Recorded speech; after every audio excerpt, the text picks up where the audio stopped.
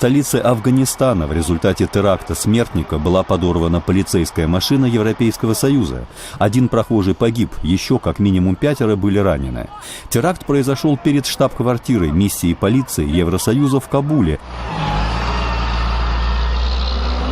Всего через несколько дней после того, как воинские подразделения международной коалиции, возглавляемой США, официально покинули Афганистан, возложив поддержание безопасности в стране на национальную армию и полицию.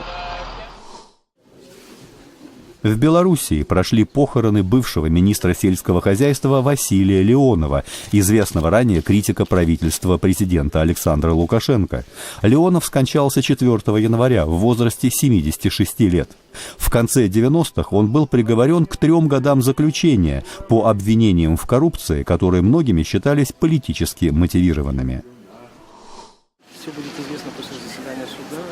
Известный в Белоруссии книгоиздатель Игорь Логвинов прибыл в суд в Минске, чтобы опротестовать решение о выплате его издательством штрафа в $92 тысячи за работу без лицензии на право издательской деятельности. Он заявил, что в течение прошлого года подал 6 запросов на возобновление лицензии, однако всякий раз получал отказ властей. Издательство Логвинов было лишено лицензии осенью 2013 года за выпуск фотоальбома, включавшего снимки полицейского насилия в Белоруссии. Суд решил, что сборник является экстремистским материалом.